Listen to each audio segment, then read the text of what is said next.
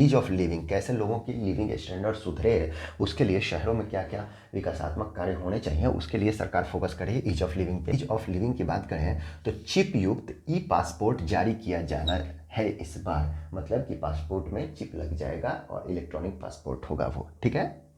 भवन उप नियमों का आधुनिकीकरण, शहर नियोजन स्कीमों का क्रियान्वयन, शहर नियोजन स्कीम जो भी होंगे प्लानिंग उसका क्रियान्वयन, और संक्रमण उन्मुखी विकास, ट्रांजिशन जो भी होता है उन्मुखी विकास होगा।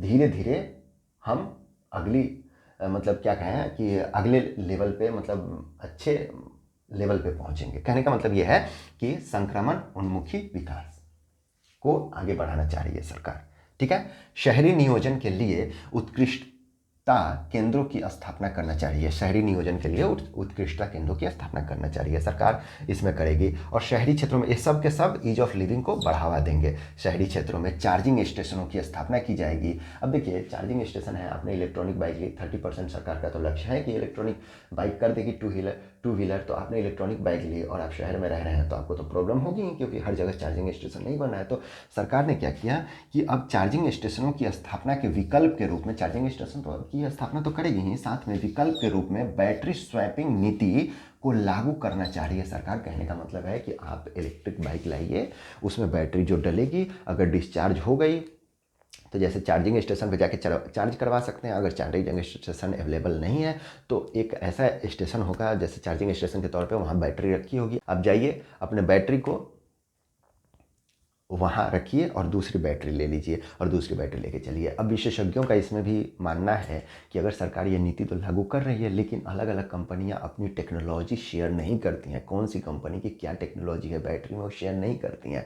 अब जब टेक्नोलॉजी शेयर नहीं करेंगी और अलग अलग गाड़ियों की अलग अलग बैटरी होगी, ऐसे में कि सरकार को सब्सिडी के रूप में अधिक धन आवंटन करना पड़ेगा, क्योंकि कौन सी बैटरी कितने देर चलेगी किसको पता है, और कौन सी बैटरी कौन सी गाड़ी में लगेगी। तो सरकार को एक विस्तृत योजना, पारदर्शी योजना बनाना पड़ेगा। साथ ही साथ हो सकता है कि सब्सिडी का थोड़ा हिस्सा बढ़ाना पड़े। हालांकि ये सही भी है, अगर सब्सिडी का हिस्सा दे रहे हैं तो ये राजस्व व्यय है, लेकिन कहीं ना कहीं पर्यावरण के नुकसान को बचावा दे रहा है, बचावा कर रहा है ना, पर्यावरण नुकसान को रोक रहा है, और हम पंचामृत के संकल्प को आगे बढ़ाएंगे। तो ऐसे में बैटरी स्वैपिंग नीति एक अच्छा कदम है, लेकिन अभी इस पे योजना बनना बाकी है कि कैसे होगा क्या होगा, क्योंकि काफ़ी पेचीदा लगता है देखने में, काफ़ी मतलब अजीब सा है, क्योंकि मतलब कंपनियां तो शेयर करती नहीं है अपनी टेक्नोलॉजी, और ऐसे में सरकार को तो फिर सब्सिडी देनी ही पड़ेगी। तो देखते हैं सरकार आगे क्या करती है। फिलहाल के लिए सरकार ने ये बोला है बजट में कि भाई बैटरी स्वैपिंग नीति हम आगे बढ़ाएंगे, बैटरी स्वैपिंग नीति को आगे बढ़ाएंगे, ठीक है। अब पीएलआई स्कीम के अंतर्गत किस सेक्टर को कितना पैसा दिया गया है वो यहाँ लिखा गया है। Allocation under PLI scheme 2022 to 2023 budget estimate BE, मतलब बजट में कितना दिया जा रहा है, ठीक है।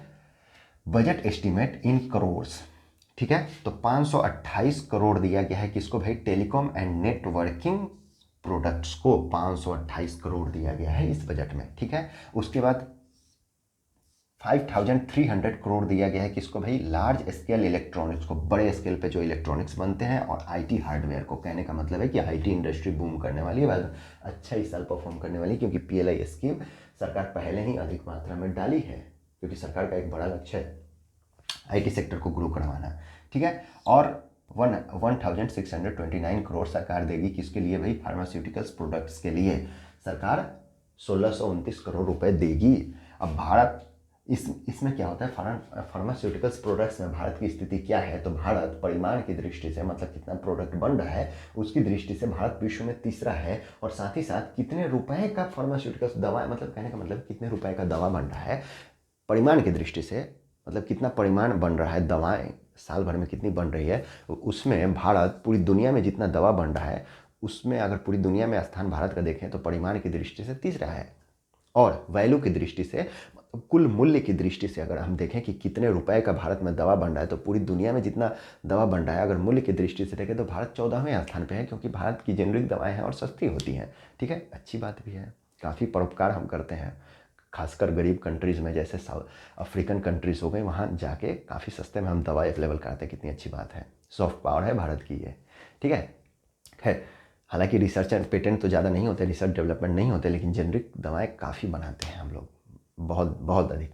तो दुनिया में परिमाण की दृष्टि से तीसरे नंबर पे हैं, जबकि वैल्यू के मूल्य की दृष्टि से 14वें नंबर पे हैं। और एक्सपोर्ट की दृष्टि से दुनिया में जितनी दवाएं निर्यात होती हैं और भारत से जो जितनी दवाएं निर्यात करता है उसमें वैश्विक हिस्सेदारी में 3.5% की हिस्सेदारी भारत रखते हैं, क्योंकि भारत के दवा सस्ते भी होते हैं। ठीक है, तो परिमाण की दृष्टि से तीसरी और मूल्य की दृष्टि से 14वीं और वैश्विक निर्यात की दृष्टि से 3.5% हम हिस्सेदारी रखते हैं। अगर वीडियो अच्छी लगी हो तो लाइक कीजिए, शेयर कीजिए, सब्सक्राइब कीजिए, ज़्यादा से ज़्यादा लोगों तक अच्छी चीज़ें पहुँचाइए। जय हिंद।